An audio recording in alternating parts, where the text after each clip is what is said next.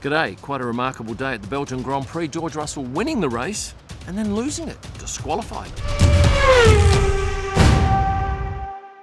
So what happened? George Russell won the race, crossed the line in front of Lewis Hamilton and Oscar Piastri third. Very close margins, and it was pretty darn exciting if you were watching it on television, I'm sure. The cars were brought back into Parc Fermé.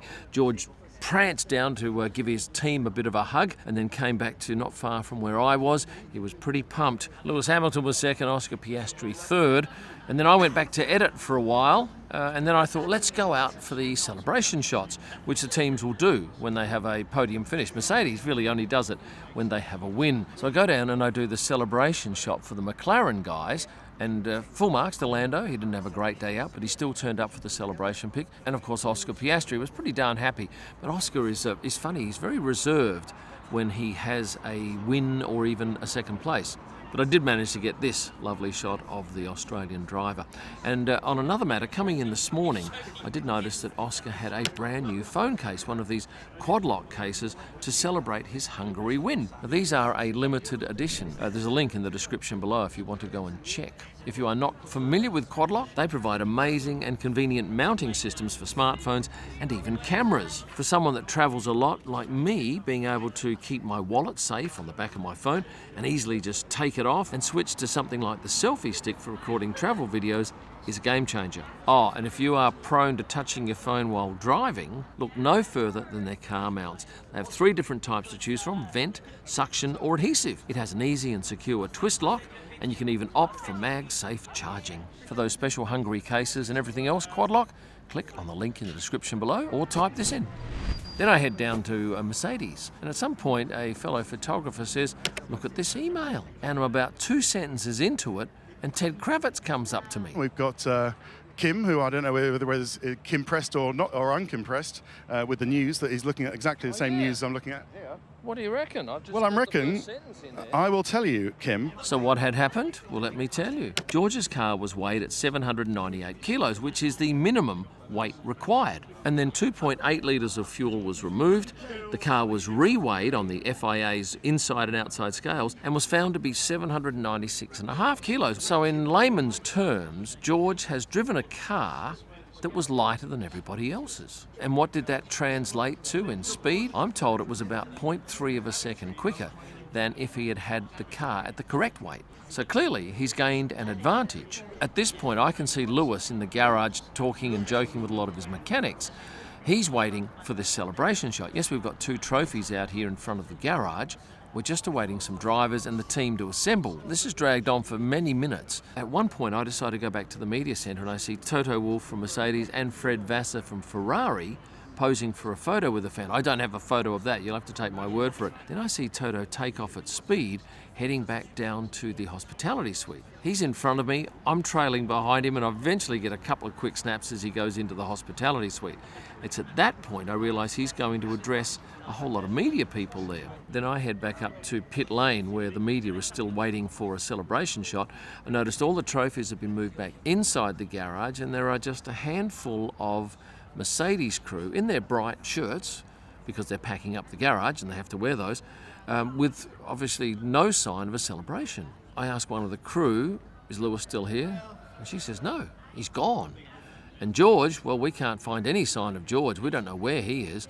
And then a few minutes later, we get the official confirmation that indeed George has been stripped of his win, elevating Lewis to first place, Oscar to second, Charles Leclerc to third, everyone else up a position, and Daniel Ricciardo into the points, picking up 1 for Visa Cash App. Now, I can't remember this happening any time in my career. Now, I've only been doing it for 7 years, but it's a pretty rare occurrence. Now, you might have seen this picture on my Instagram page. Well, it's been sent all around the world, and a lot of publications are using it.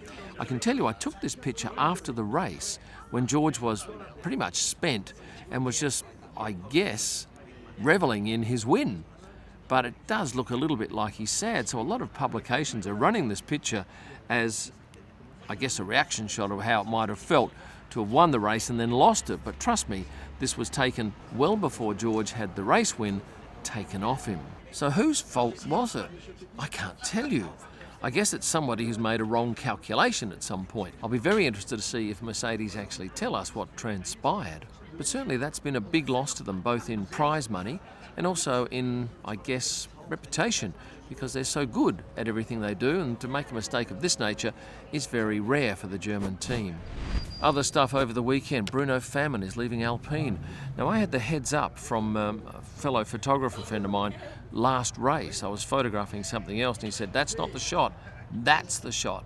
So why is that the shot? And he said, "Well, he's not long for F1. Turns out exactly right. Another friend of mine just before the announcement said, "You want to be getting that pic?" And I turn around and I see both Bruno and Pierre having a chat on the back of the Alpine motorhome, and I gather about him leaving. And of course they still have a position open for a driver, and until Carlos Sainz makes up his mind, I don't think they're in a position to say yes. But if Carlos goes elsewhere, and I'm believing it's Williams, I think you'll see Jack Doohan in that seat. Let's talk about Oscar's teammate, Lando Norris.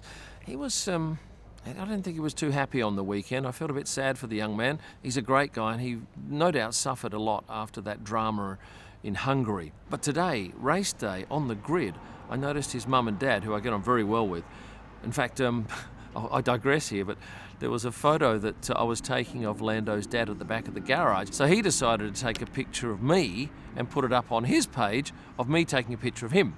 These are the two pictures in question. Getting back to my story, Mum and Dad were posing in front of the McLaren car, and Lando just happened to walk past at this particular moment and flopped back in their arms for this beautiful three-shot. I had less than a second to get this photo. Now, have you read stories about Max Verstappen being told he's not allowed to do any sim racing until the early hours of the morning on a race weekend? Well, I had a chat with his manager here at De La Source over the weekend. He said that is absolute rubbish. He has not been told that, and he can do whatever he wants, which I think he does. Did you know that Ted Kravitz has a fan club? I met these people Thursday night doing some photos, and I was quite amazed, and I said, look, I'm going to tell Ted about that. Ted was in the media centre. I did tell him about it, and he asked for a copy of that picture, and I hope by now he's actually found those people and given them a bit of a thank you. We had the Brad Pitt movie people here again this weekend. They actually had a garage down in the F2 pit lane, and Brad and Damson Idris, the two drivers in the movie, were going backwards and forwards on Thursday and Friday filming scenes out on track. And at one point, fans were urged in the stands to be part of the action, and they were being filmed as background actors, non-paid, for a couple of scenes in the movie. So if you were sitting in those stands, I think you'll be looking on with great eagerness to see whether you make the final cut. I want to introduce you to this young fellow. His name is Dries, and he has just picked himself up a contract with the McLaren team. He's actually an under-14 world champion. And if you believe his manager, Harry Soden, who also manages George Russell, and Harry here, as you can see, bearing an injury because he's not very good at riding a scooter. He came off one during a track ride, I think, on Friday night. But that said, Harry rates Dries as a very strong chance of getting into F1 in, I'm guessing, 4, 5, 6 years' time. And if that's the case, this might be the first picture you've ever seen of him. Let's talk Sergio Perez for a bit. He did very well, ending up on the front row of the grid after nearly missing the third qualifying session on Saturday. But today, he drifted backwards in the field, and by the time you're probably watching this, there'll be a meeting in Austria discussing Sergio's future. I kind of think, if I was a gambling man, I would be putting money on Daniel Ricciardo to take that seat for the rest of the season, Liam Lawson to step into his seat, and Yuki Tsunoda being very angry about the whole thing. I don't know if there's any bookmakers taking bets on that, but that's what I think. What else can I tell you? Oh, it's very cold here at the moment, and Lewis Hamilton signed a Marshall's tabard. There's little doubt that the Spa circuit is one of the most picturesque that we visit. Photographically, it's rich. There are so many angles, so many spots that we can shoot from that produce glorious images. And I certainly hope that this race stays on the calendar for many years to come. And if you've never been here, I'm going to recommend you make a special visit, because although it's a little bit tricky and accommodation-wise, and the traffic can be hell, especially after Saturday and Sunday night sessions, I think it's well worthwhile. But bring a jumper. It's bloody freezing at the moment. Well, I'm delighted to say we've come to the end of the first half of the season. Well, it's actually 14/24 of the season. We now have 3 weekends off, and then it's back to Zandvoort for the first of the 10 final races. It's going to be super interesting to see if McLaren can end up taking that Constructors' Championship off Red Bull, but I don't think anyone will beat Max Verstappen when it comes to the World Drivers' Championship. Now, before you go, please hit the like button and subscribe. And for those of you who are unsubscribed, turn that around 180 degrees. Please hit that subscribe button. And for a whole lot of extra stuff, this is where you need to go. Thanks for watching and stay passionate. It's freezing out here. Let's let this man do his job here first and then we'll continue on.